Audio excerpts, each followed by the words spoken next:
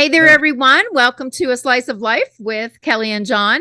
And today we have an awesome guest, Bobby Messano, who is an old time friend of Jon's and a multi award winning. We've got to talk about all these awards. Like he's won a lot of awards and been on Billboard and the charts and a very renowned blues artist. So we're very excited and honored to have Bobby Messano with us today. So, yeah. He's a musician, and his primary instrument is the guitar. Yes. So that's where all of that's coming from. Bobby, it's great having you here today. I really appreciate you're traveling all over the country. I thought you were going to be on the East Coast for this, and now where'd you say, Minnesota? No, Wisconsin. Minnesota, Wisconsin. But I've known Bobby. Unless Kellie, is there something you wanted to say? No, I want to hear a little bit of the story. I want to hear how you guys go way back, and I know you're an old time musician too, Jon. A few decades ago. Also, you know me. I'm really not a good interviewee because I don't say much. So we'll be on this for hours. So, well, we want to hear it all. Kellie, New Jersey, who have great backgrounds, so we love spouting our credits and everything that we do. And the older we get, the longer it takes to spout them. So Bobby and I met, just our paths crossed, and I even remember one or two other times, but our paths crossed back in the 70s, say around 73, 74, when we were both in New Jersey bands. I played guitar, Bobby played guitar. But Bobby, I'm going to just tell you a place where I know our paths crossed, and I believe it was Gilsonite Music. Oh my God. I thought you were going to say Cuss from Ho. Gilsonite. Yeah, but so our bands used to, just passing the night, or a lot of times Jersey bands would play at the Jersey Shore. And, this club would close at 1 o'clock, but this club would close at 2. So after you would finish, we'd just, drive a mile and just go see other bands that we knew or guys that we know. And where would we end up after that? The Inkwell. Some bar, some diner, somewhere. Just one of the many places. But point is this. So Bobby and I knew one another for many years. And at some point, I went off to become a session musician, and Bobby went off, as I say, to greatness. In Jersey, his claim to fame, we all have a band that we were with, but Bobby's band took it to another level. He was with a band that took a few steps up called Stanky Brown. And so we used to go see Stanky play a lot. There was a place on Route 4, I remember, that the T. Roth and Another Pretty Face used to play there. Oh, yeah. It turned into... I have to ask, how did you come up with that name for a band? Well, I joined the band. I mean, I'll tell you the story about that, and then we'll go back to Jon. But Stanky Brown was this band that there was the big promoter in the Northeast. There were a couple of them, but the big promoter in New Jersey was a guy named John Scher. Yep. And I had been working at the post office and hating every second of it. And my father was a postmaster, I'd be playing and playing some of the clubs in New Jersey, and then get wasted and then drive to the post office and work. And so I eventually got fired, which was fantastic. Because nobody gets fired from the post office. I mean, especially when your dad's the postmaster. Well, he wasn't my postmaster. In fact, truthfully, they didn't like him, but that's okay.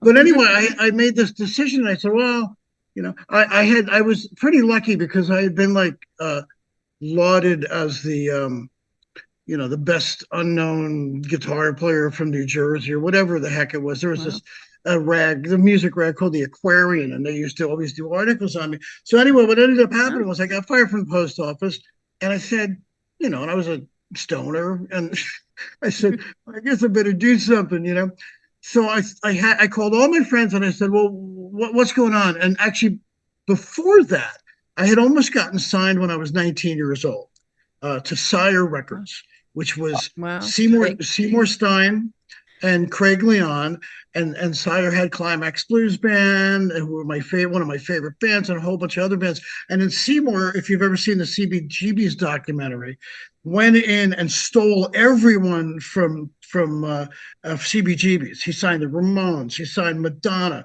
I used to go see Deborah Harry. So I knew all these people, but I wanted to do something. So I started calling people, and it'll get to the point in a second, I promise. And my friend said, okay, well, Billy Joel's looking for somebody. And he wasn't like huge yet. And Russell Javers was thinking of leaving. And Henry Gross, who was in Sha Na Na and had that hit Shannon at the time, was looking for a guitar player. And Rick Derringer was looking for somebody. And then this band, Stanky Brown, who I'd heard of. And they were on Sire Records, which was the label that wanted to sign me. So I said, oh, maybe I'll try try this. And they had actually called Sire and said, well, how's this guy Bobby? And they went, oh, we wanted to sign him, but he was like too scared, And that's how the Stanky thing happened. But because of John Scher, I went into a band that had a record deal already that was distributed by ABC. And then we had John. So it was like, the floodgates opened. I mean, like the first show I did was opening for Kansas. Let me tell you the next step on that. Yeah, so go ahead, Fonette. Okay, so Stanky's doing very well. Well, around that time, everybody, out in the swamps of New Jersey, tried to build an entire sports complex, which we originally know as Giant Stadium and the Brendan Byrne Arena. And all that, and but you now know as the MetLife Stadium, where the Giants played, and so they built this magnificent stadium, this entire sports complex in the swamps of New Jersey. And no, Jimmy Hoffa is nowhere around there. But anyway, lies.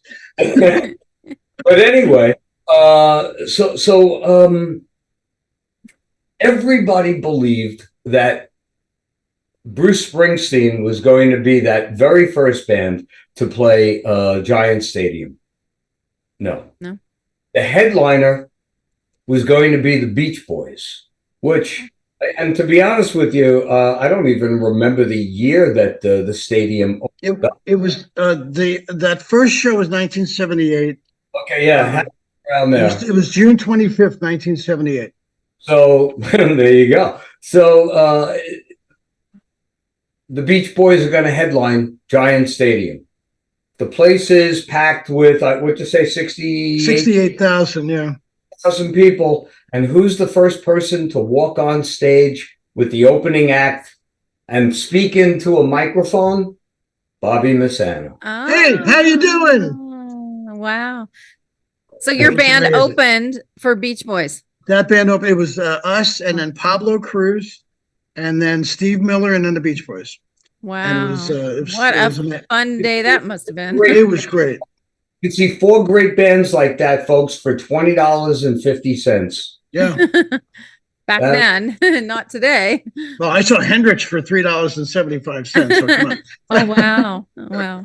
Got a lot of those shows, but okay. So anyway, so Bobby, was with Stanky Brown for a while, and then he went off to, like I said, to greatness, because then he went with a band that was even bigger. Well, I think that were they on Casablanca Records? No, they were on. No, Kiss was on Casablanca. We were on Capitol. Capitol. Okay, he was with a group called Stars. With his, okay, and then why don't you take it from there, Bob? Because I went off to my world, and you went off to do everything that you went off to flying back and forth from L.A. L.A. and Vegas, and we won't talk about Vegas. and Bob eventually is now a guitarist in the Blues Hall of Fame. He went from playing rock music, and he slid into blues. Has done things with Eric Clapton and Stevie Winwood and a plethora of other people. So Amazing. I'm done talking about him. I'm going to let Bobby do it now. Okay. So take No, it Giant Stadium, Bob. it was. Oh, look, I never have. Look, when I do these I do these acoustic storyteller shows because I've been trying to write a book, John, as you know, for the last 8 years, and I've got 24 chapters fleshed out and about 7 of them done, but it's just taking forever because I've done. I'm telling you, I've done too much. I literally, like Steve, my roommate here, he's my bass player. We're out and I'm like listening to the radio. And like every time somebody comes on the radio, it's like, oh, I know them. And it gets like annoying. I sit in a Denny's and everybody on the radio I either played with or I'm friends with. That's awesome. Well, it is, but it's just really strange because they're all like excruciatingly rich and I've got like 14 cents. But I have a Wikipedia page and I have a legacy. Yes. Yeah. So, but yeah, I just was, I was, I don't want to say right place at the right time because if that was the case, then Tico would have gotten me on Bon Jovi like he should have. But, I hung out with, I went from this, Stanky Brown actually were a really cool stepping stone because I went from literally working in the post office. I should emphasize there was a. I'm sorry for interrupting, but there was a link. The fact that John Shear was connected with Stanky Brown. John Shear also ran all of the concerts at Giant Stadium. Well, everywhere. He in the New Jersey area, and even up in New York and Philly, John was the man. And so you were really connected with the right person. So I'm sorry, I just wanted to put that thread back together. But yeah, and one of the things that I'd like to do, Bobby, in the 4 hours that we're probably going to speak is what's more important, and I don't mind talking about you, that's fine, but I want to make it entertaining and informative for any of the people who are watching now who want to learn from you what experience you've gone through to get. I know you can write 5 books on that and you can do 20 hours on that, but we can always have you come back if you just want to do, okay, we're going to do from 1975 to 1985 and then we're going to, we could do that. But I think the people would love to know the stories about the things you learned so that you were able to take the next step and the next step. And nobody knows better than you how to get screwed in the music business too. There's great ways to make money and to learn, and there's great ways to get screwed. So, sorry, take it away. Oh no, that's okay. I was in a really good spot at that particular point, and what happened was, I was my tenure with Stanky Brown, which was just only 2 years, it was about 76 to summer of 78, right around Giant Stadium. I mean, I played for probably 1 million people. I mean, we were on the road with the Allman Brothers, and we were on the road with Kansas and Renaissance and New Riders of the Purple Sage, and we opened for Boston. And and I had all these, I made a lot of connections, friend connections, which later on in the years, brought me into other things like almost putting a band together with Brad Delp from Boston, who was my friend, and all these, and I network. I mean, you guys network, in certain businesses, that's the only way to keep going. And, it was a lot of luck, but I worked really, really hard. And then the other thing is that after you were sort of in Vegas, I was going back to, I was still touring, but then there was a guy named Huey McCracken, who was one of the biggest session players in New York City. And I had been in a band with his son, Don, who was fantastic, who passed away. And Huey took me under his wing around, this was, I'll get to the Stars thing in a second, but Huey took me under his wing, and introduced me to all of these people in New York City, and I became a session guy because he would just go, Bobby's fantastic. You need to have him.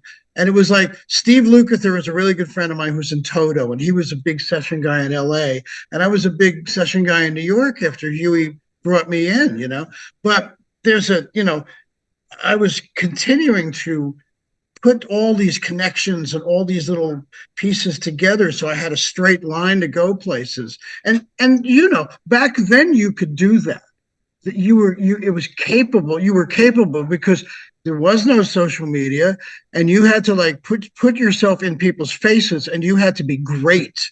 Wasn't didn't he work with and correct me if I'm wrong, Carly Simon, James Taylor, John Lennon, everybody? Whoa. You would listen. Huey was trying to get me on the Double Fantasy album because he was the music director for John. And Tony Levin was a bass player, and I knew Tony, and it didn't happen because Jack Douglas didn't want me to do it. But Huey got me in these circles that I had no right to be in. So for the audience and people that have questions, what did you do with Carly Simon and James Taylor? How did you end up working with them? Like, what? No, I didn't work with them. I mean, that was Huey. I worked with a lot of other people. I've done about 80, 90 albums. Huey's probably done. He passed away also, but Huey probably did 500. Yeah. Wow. And for the novice, what is a session musician? That's where. Well, John, you could actually answer. That's fine. It's fortunate that guys like Bobby and I, the majority of musicians from the 60s and 70s, they got their guitars because they saw the Beatles or the Rolling Stones on TV, and some in 2 and 3 finger chords. Guys like Bobby and I, we were taking guitar lessons, and we learned how to read charts early on. Well, you did, not me. You were exceptional to the rule because that's what did it for me. I had the ears. I was put those little dots on paper. I was able to read them. So at a certain point, playing with local bands and stuff, I was able to then be asked to work in studios where I could just show up. And like with Bobby, they put the chart in front of you. They run through the song. So you were hired to play on an album. That was a commercial or a TV commercial or a sound or a TV show or anything. Bobby, if I'm not mistaken, I think there was and if I'm wrong, we're going to edit this out. And I know how much Kelly hates editing things out. We're going to, if I'm wrong, I don't want to be a dope about this. Wasn't an intro to a TV channel that we loved back around 1980 or so that we couldn't live without, and that for I and at least 2 or 3 other people, one in North Carolina and then 2 others in New York. Well, one other in New York that I know of.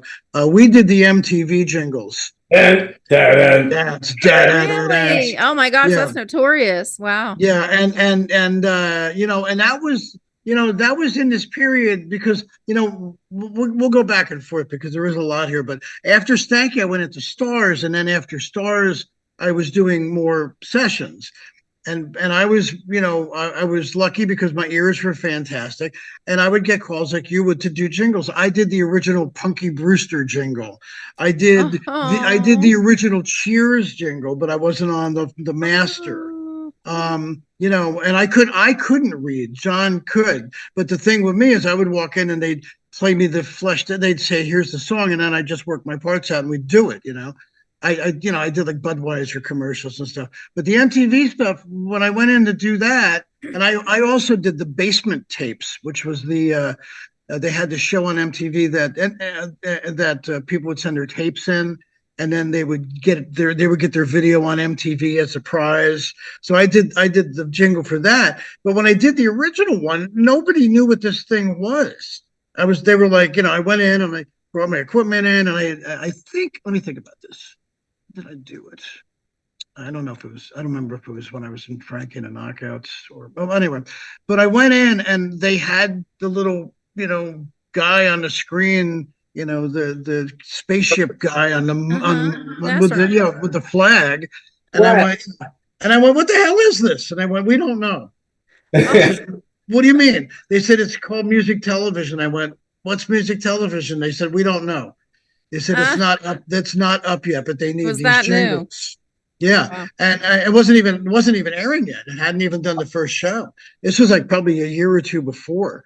And Wow. and they had a an Apple computer with a floppy disk or whatever, and it had a drum thing on it and had a bass line, and they said, okay, just play that. And I went, okay, and I had a really good sound, and we played it, and like I said, a couple of us did it, and they would just throw them in the track, and I think they played it 29 million times, I've heard, and I got a lot of money for doing it. It was triple scale, John. It was like $813 for 3 hours, and I only took 45 minutes, and I was gone. It went through the union, and if I had a piece of it, I would have bought Manhattan, Yeah. but we didn't know, and Yeah. but it was really cool because I mean there were records that I still don't even remember that I played on, like keep popping up, But anyway, I digress. Actually, I digress. That's After okay. after I was in Stanky Brown, we were doing all these shows, and there was a band that was managed by O'Coin Management, which had Kiss and Piper, which Billy Squire was in Piper, and they had New England, and I had known the Kiss guys from. In fact, I was talking about it yesterday, since 1973, because there was a club in Queens, New York, called Coventry. There weren't a lot of places like now that you could play original music, and so everybody went to Coventry to play their original music. And I had a band called Puka. And when I was at Coventry, I met Jaime Klein and Stanley Eisen, who were Gene Simmons and Paul Stanley from Kiss. And they had Kiss. Actually, no, they had They were in Wicked Lester, and and and we would see each other. We would run into each other periodically. And then what happened was this band stars. There was a guy named Richie Rana who I knew from Teaneck, and he had this band, and they were doing really well. They were on Midnight Special and all these other things, and they were on the road with Kiss and Bob Seger, and the guitar player and the bass player left. And this band Stars, which is STARZ, and we actually could have sued the network, but they didn't want to do it because they had the same logo and everything. Yeah. Wow. But these guys were started as a compilation of a combination of two bands, and one of them was Looking Glass, who did Brandy. So the bass player and the drummer co-wrote Brandy, and the original singer for this band, which was called Fallen Angels, became Stars. His name was Elliot Landy. But the guitar player and the bass player left, and they needed somebody. And Richie called me up and said, hey, you know any bass players? And I went, yeah, I got this guy Fish. He's really good, and he's played with me for years. And he said, hey, well, can you have him? We want to audition him to play bass. And this is getting long-winded, I know, but there's so much stuff I can't even believe it. So he goes, well, look, why don't you bring a guitar? And I went, all right, we'll jam. And I went, all right, cool. Where Stanky Brown was off for some reason, went to Queens, New York, to Pink Floyd's rehearsal studio, which is called Brit Row, and brought my friend, and they auditioned him, And we played a couple of hours. It was fun. I was like, okay, I got to go.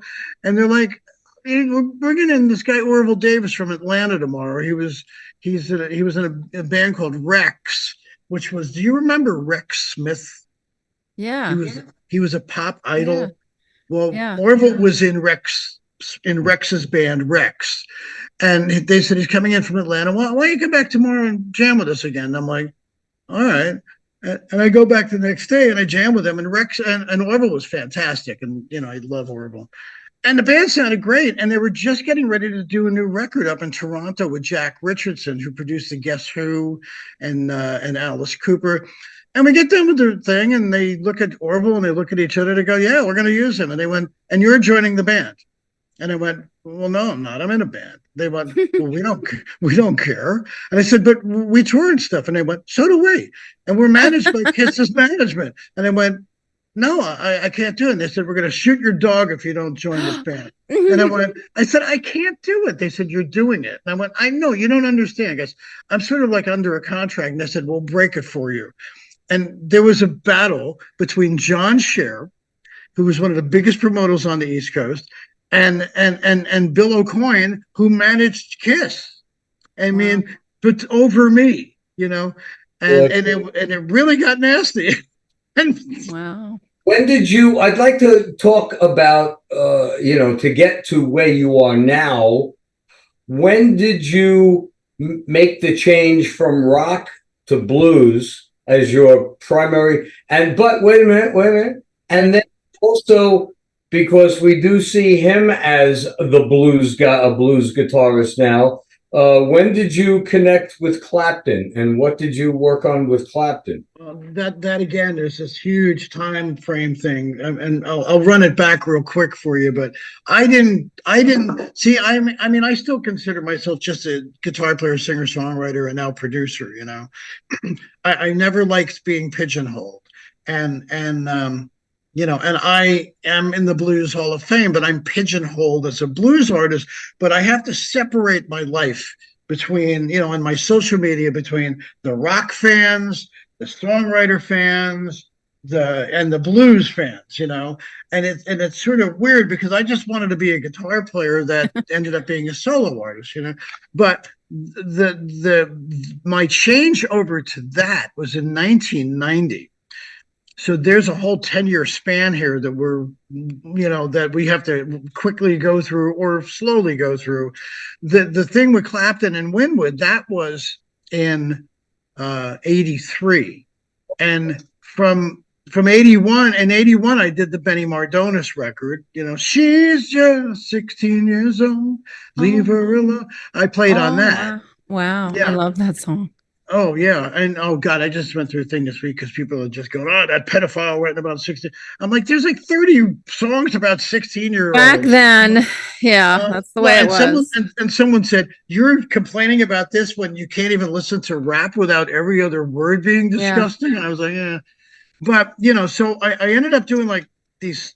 I had like Stars sort of ended in like 80, okay, but then I went to Frankie and then I went to what do you call it? I went to doing some sessions doing Benny, and then I went to Frankie and the Knockouts, who were another incredibly popular New Jersey band who was national. They had that hit with Sweetheart, and and Frankie Previtt, the singer, and wrote Time of Our Lives and Hungry Eyes on Dirty Dancing after the band. So and then I was doing sessions and stuff. So there was a lot of stuff in between that got me to the point in 1989 where I decided I just was tired of, and then there's Lou Gramm, and then there's Clarence Clemens, and then there's all this stuff in between. But I mean, in 90, I decided I wanted to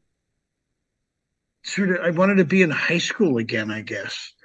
I grew up playing R&B and blues like you did.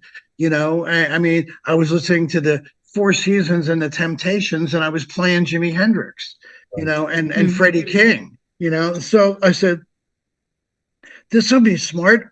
I'll go and I'll become a blues artist, And I didn't write any blues songs, and I hadn't done it since I was, in high school.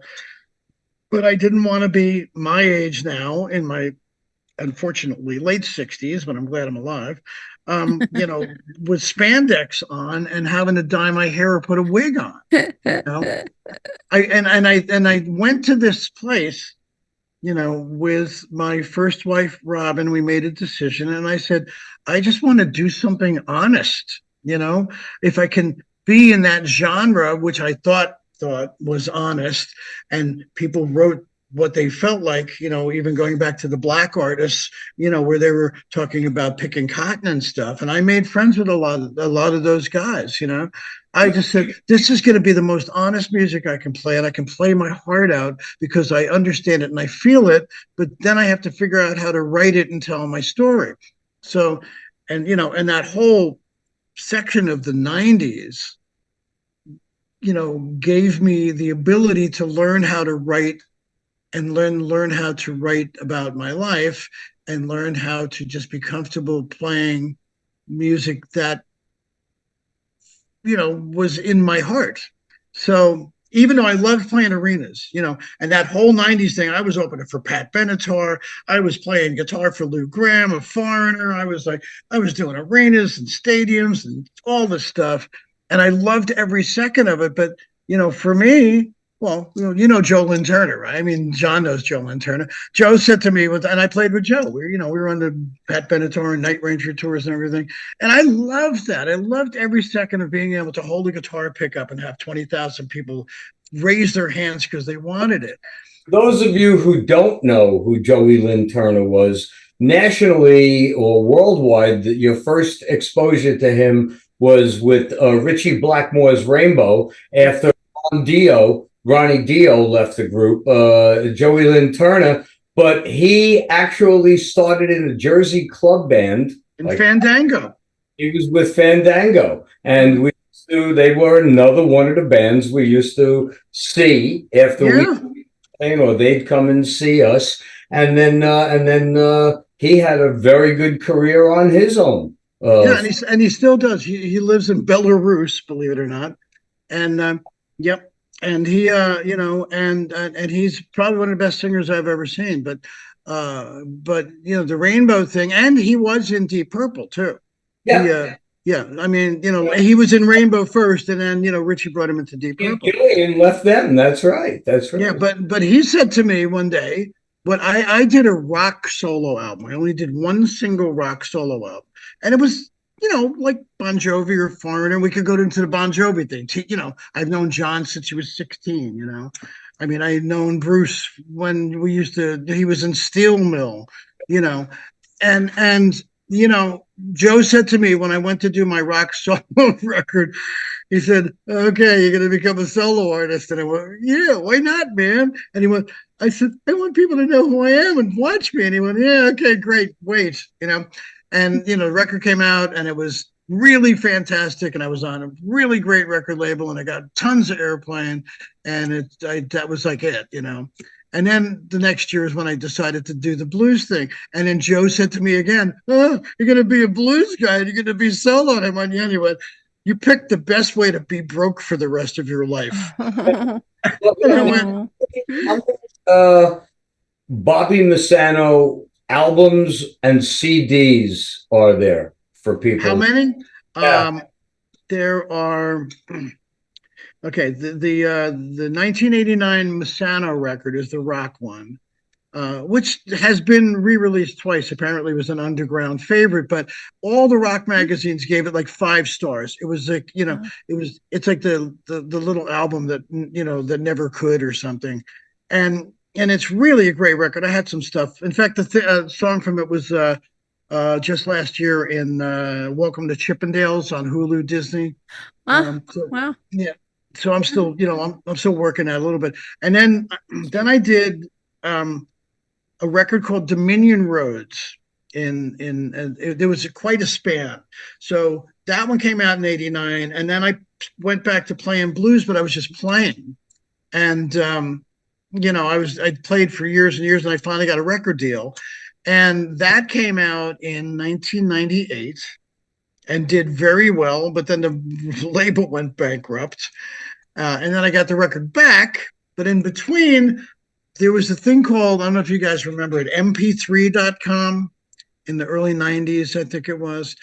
What it was all these bands were putting product, like sort of like Napster now or Spotify, except you actually got paid.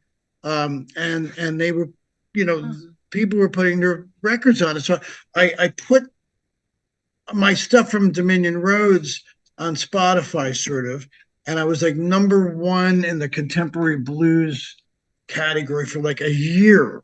Wow. But then they started paying after it dropped from #1. But so I had this thing in between, and then I did a thing of demos, which doesn't really count, called the Trials, Tribulations, Demos, and something that was on mp3.com. Then I did my third album, which was Holding Ground. which was actually a re-release of Dominion Road. So we're now in 3. So and it was on another label. We took a couple songs on it, and they were EMI distributed, and that did sort of well. But again, I'm not seeing a lot of money here. And then I waited a couple of years, and I did a live album in, oh God, I want to say 2007, maybe 2008. It was called Bobby Messano Live in Madison, and it was on the lake where God, what's his name died, the soul singer. He crashed into the water. Marvin Gaye was no, not No, Marvin. no, no. I'll find it. But that was the fourth one. So that was Now Holden. I mean, that was Live in Madison, where I met my producer, and then he said, "Well, we have to do more records." So then a couple of years later, we did a record called "That's Why I Don't Sing the Blues," because BB King did "That's Why I Sing the Blues." And I was going through some problems with relationships, which is where all my records come from. So that's 5. And then we did the next one, which was called Love and Money. Oh no, you're right, Deltaville. We did Deltaville. That was number 6. And then we did Love and Money, which I put out on my own, and then we sold it to another label, and they brought it to number 1 on the Billboard Blues charts. And it was on 6 other charts at the same time, and I knocked Samantha Fish out. So that's 7. And then we had, I mean, my friends are like, "Why do you keep doing this? You're like getting your the crap beat out of you." And I'm like, "I don't know. I make music." Especially when I was on tour, and I'd be driving, and this is the tour for my books, folks. Oh, you were doing the books, yeah. The book tour, and I had Sirius in my car, and just for kicks, I would listen to was it BB King's Bluesville? Bluesville, and there would be Bobby. I'd be hearing Bobby on Sirius radio. I'd pull up and I'd say, "Look, you just made about another eighth of a penny." No.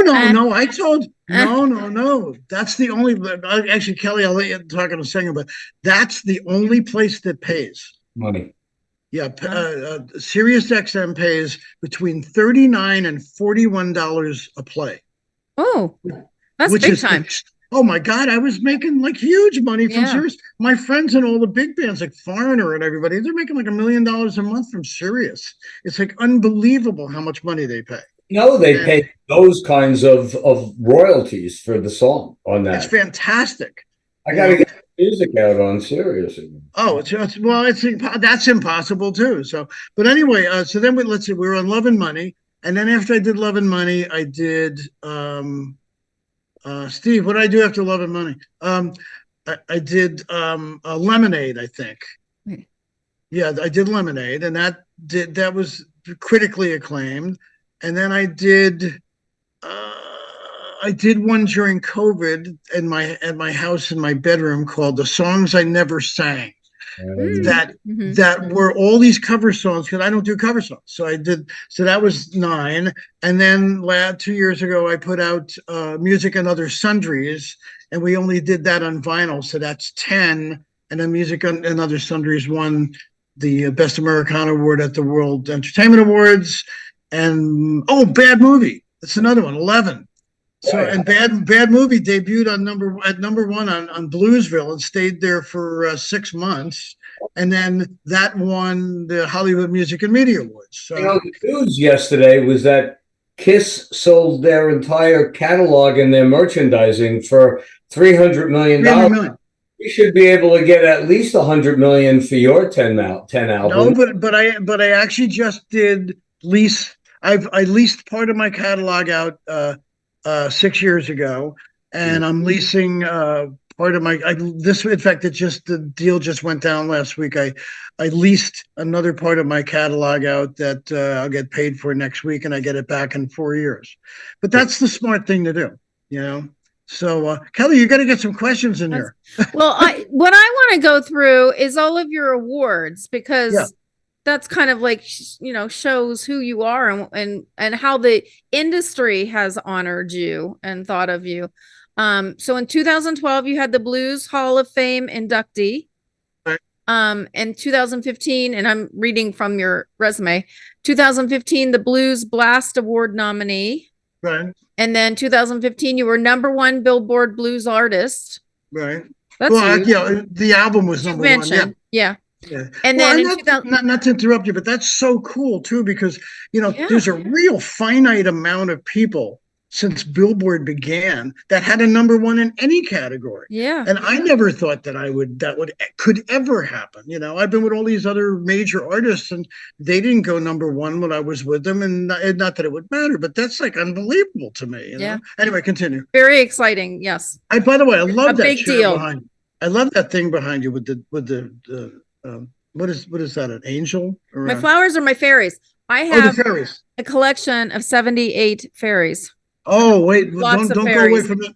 all My over my my house. my second wife Juanita, who is my best friend. I've known her for over like 43, 44 years. We were married for 6 or 7. Her whole back has a fairy tattoo in woods with flowers and stuff. Yeah, I love that stuff. I love It's fairies. I have wild. gnomes and fairies, but Yep. I have fairies. They're everywhere. They're all over the house. So anyway, yeah, that's one of my fairies. Okay, anyway, back to the next one. Then in 2017, you won the Hollywood Music and Media Award winner Best Blues Album. Yep. So that's huge. And then in 2024, today, current, the World 2 months Entertainment ago. Award for Best Americana Album. Yeah. And that was, you were saying, during Grammy weekend? Yeah. I mean, and the Grammys to me, the business is so different now because a lot of kids and younger artists think the Grammys are a bunch of BS, but the older artists still look, and everybody goes, "Oh, it's fixed. It's fixed." You know what? Yeah, there are problems with the Grammys, but I'm a Grammy member. I have been for 20 years. We know what goes on and we try to fix it. If something goes awry, we try to make it better. And we vote. I mean, and everybody goes, it doesn't really mean anything. And, who cares if you made the first round, which I have 53 times in 8 categories. But what people don't get is that they have these people usually on any given Grammy year. The screeners get between 18 and 22,000 albums submitted for Grammys in all the categories. And they have to listen to every one of these records, and it takes months. So you get it in, yeah. It takes like 4 or 5 months. They have like a couple hundred screeners. They listen to it and there's screeners in the category. And then it goes down to the first round ballot, which is what I've been in 53 times. And sometimes let's just say blues, which is usually my category. It's not always, but blues will go from 16, let's say 1,300, 1,200 submissions down to the 2 blues categories, and there will only be between 50 and 100 in each of those 2 categories. So 1,100 of those albums got, passed on. And I have been in that first round every single record since 2002. Wow. So, and to me, that's quite the feat. And we used to be able to call that a Grammy nomination, and they changed it because people are like all pissy, Yeah, it's not a Grammy nomination. Well, that's pretty damn good to go from, 1,500 to like 50. So now we have to be really careful with our wording and everything. And we can't say this and we can't do that. But I still would kill to get a Grammy. I would love to get a Grammy. I mean, we vote on that thing. And yes, there have been problems, myriad of problems. But the fact remains, when you get, not even if you win it, when you get into that last 5, life changes for you as a musician.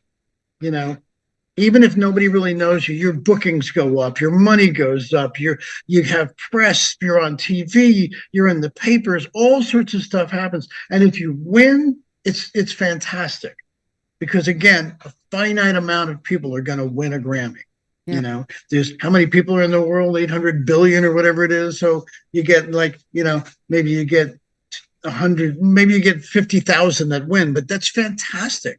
and we all strive for that thing. It's like John with book, getting a top 10 on the New York Times, or getting an award for your book. I mean, that's like fantastic. And it doesn't matter if kids are going, oh, that's a bunch of crap, we don't care about that. Well, you would care about that if you knew what it did for your career. Right. And we could talk about what's going on now for the next 6 days, but so I love the awards.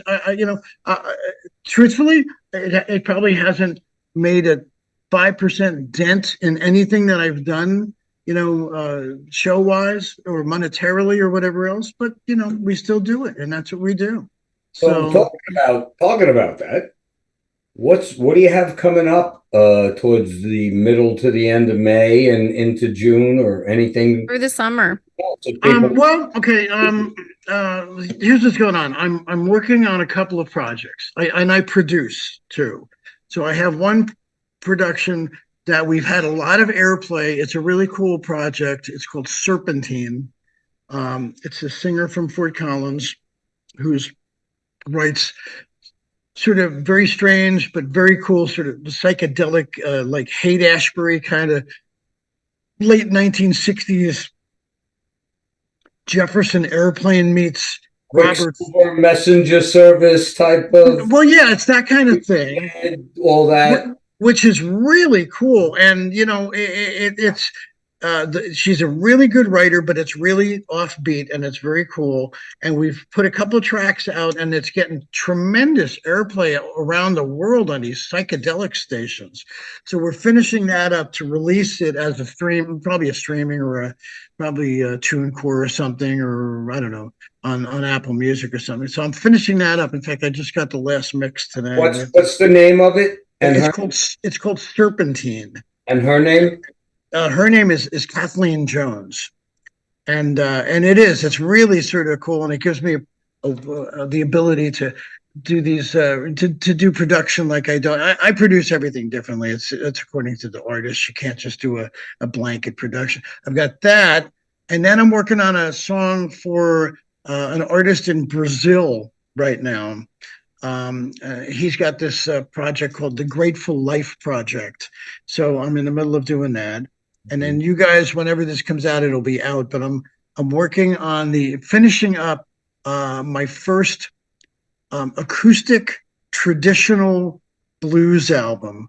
So it's just me and like a stomp box on the floor and my voice. Oh. And I'm doing some traditional songs from Robert Johnson, some things that I did, and some of my songs that sound more traditional because I'm more of a Hendrix, Clapton, Stevie Ray, Buddy Guy kind of blues guy.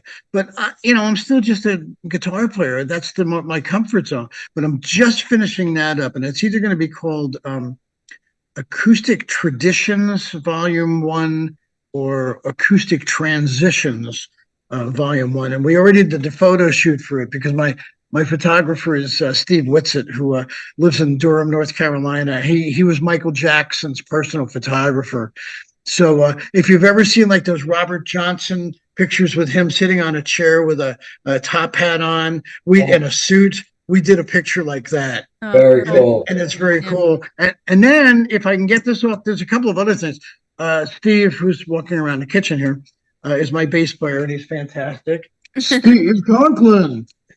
And we're working on a project that we're desperately trying to get off the ground because it has legs to it, and it's got backers, but it's a Janis Joplin show for casinos, and the MGM Grand is the one that's sort of fronting it, but we have not been able to get traction on it with rehearsals and things, but I'm hoping we will.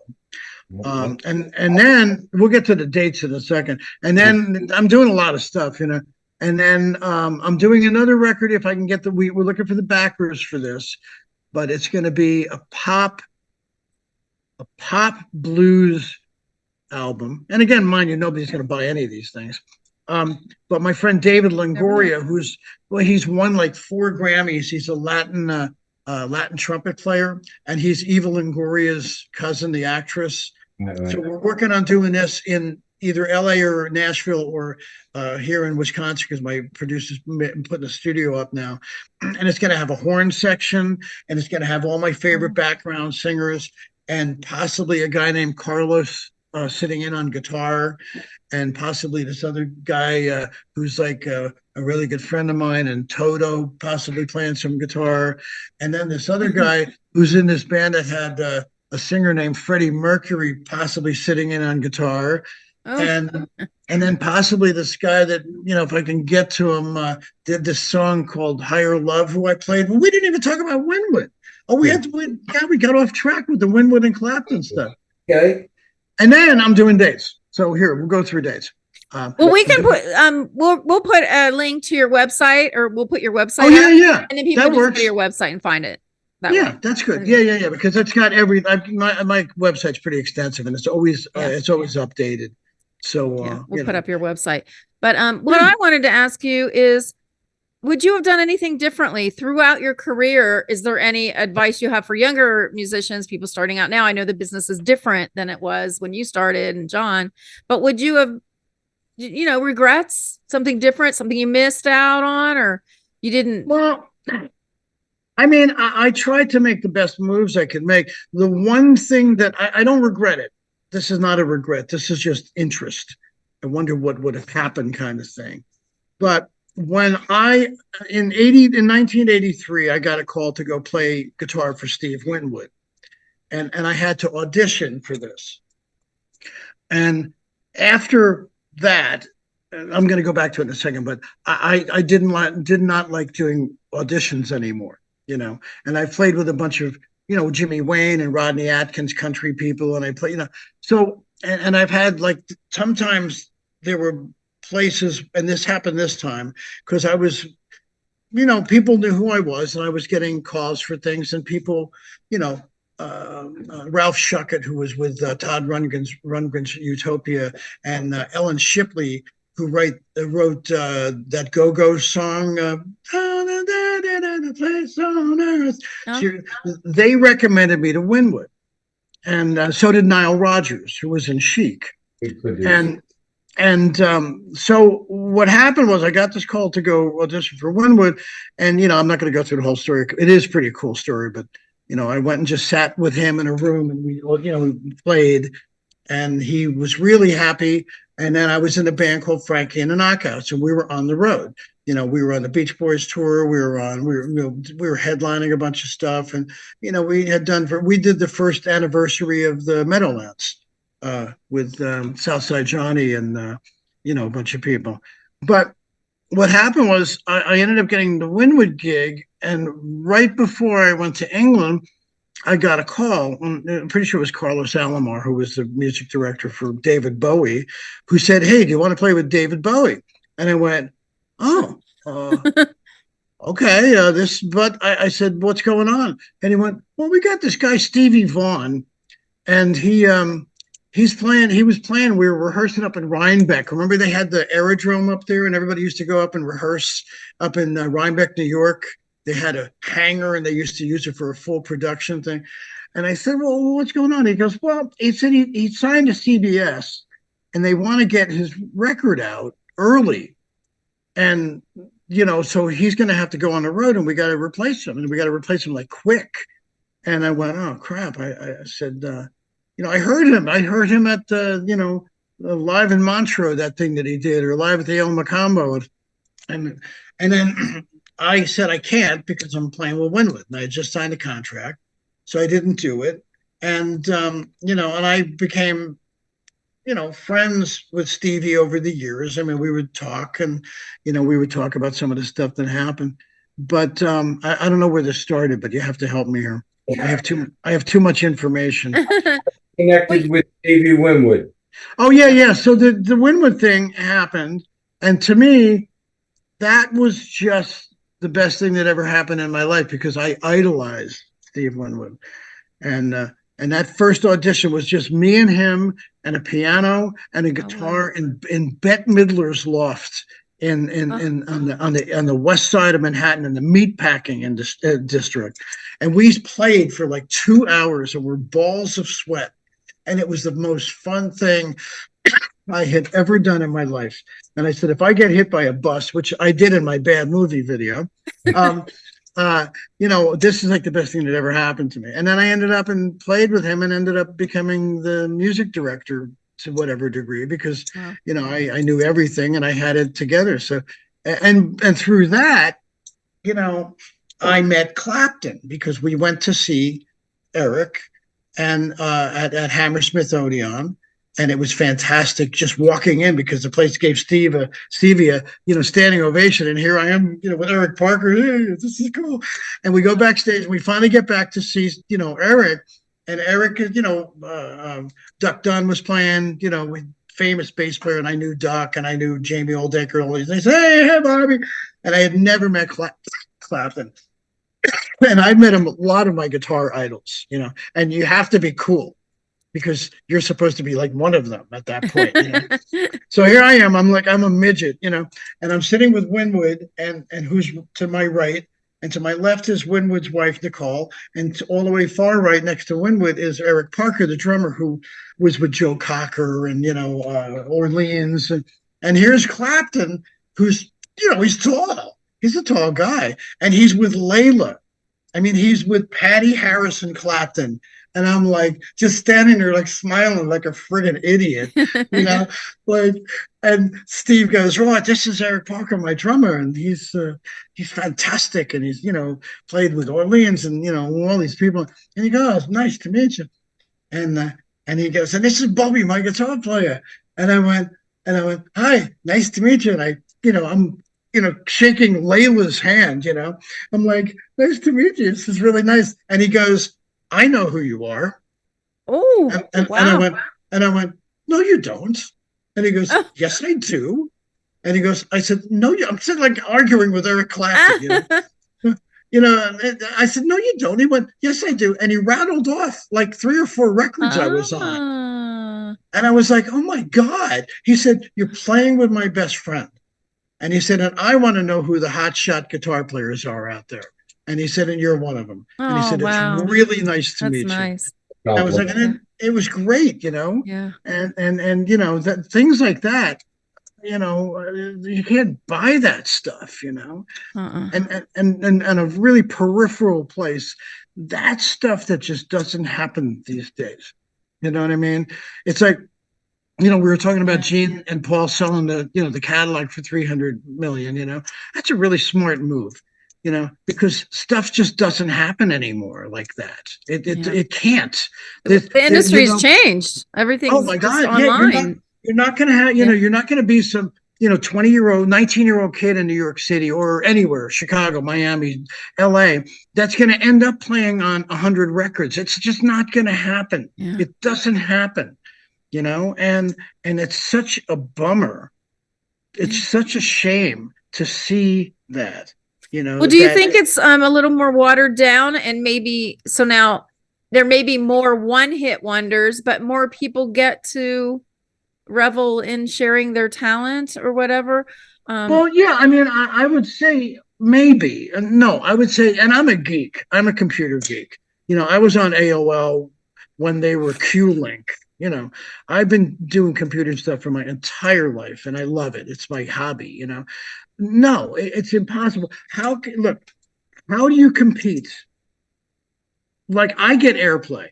I'm lucky. I'm one of the lucky ones. I'm on XM. I've gotten terrestrial airplay.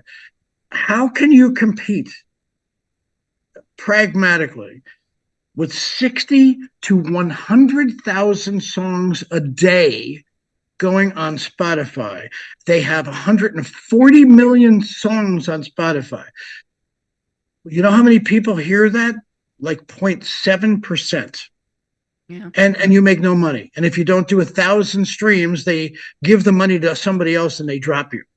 It's impossible. And we were talking about XM. I mean, I have people every week saying, hey, could you get me on Sirius XM? And I'm like, no, I can't. I've been on it since 2001.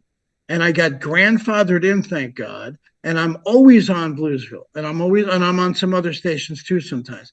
It's like, I say it all the time, and I hate to say this, but it's like an entire industry of people that work are just disappearing in front of our eyes, because I don't know if there's going to be live music where people are getting paid other than the arena acts in a couple of years. And thank God for Taylor Swift, because she literally has kept this business alive for the last bunch of years. I mean, and she gives, and she's a great artist. And you don't look, I don't, I know look, I went to see Queen because Brian got me tickets. I saw him in Atlanta. They were $900 a piece, and he didn't set those ticket prices. No. But with Taylor, yeah, they're 500, 300, 600, 700. It's sort of like, us going to the Fillmore and seeing Zeppelin for $5 because of the cost of living increases or whatever. But you're seeing a 3-hour show with her. You're seeing 3 hours and 15 minutes where that woman does not walk off that stage except to change costumes and come, swimming through a waterfall. It's fantastic. And that's really good, true art. Unfortunately, the prices are like ridiculous, but they've been going up for years. So I don't know what to tell. Yeah, I don't know what to tell people, because I go, I mean, another thing that suffers is the musical instrument manufacturers, because people don't buy stuff. So stores are closing. Guitar companies can't make guitars. It's like, I'm completely flummoxed by the entire thing. Yeah. And I don't know what to say to people anymore, because everybody goes, hey, you don't have to deal with labels. Well, you know what? When we had labels, we owed them a lot of money. Okay. But they put us on a bus and they put us in some city that we'd never be able to get to without them. And we went on stage and played for 20,000 people and maybe sold a couple of records or got on the radio. That doesn't happen anymore. You've got a really finite, small amount of people that can sustain themselves on the road. And all the small bands and the mid-level bands are falling by the wayside. There's 50% less clubs since COVID, and there's 150% more bands. Where do you put them? Yeah. There's probably a lot of really good talent that's being missed, overlooked. Yeah, that's the sad thing. There, or at least I'll give the analogy for what I do now with writing.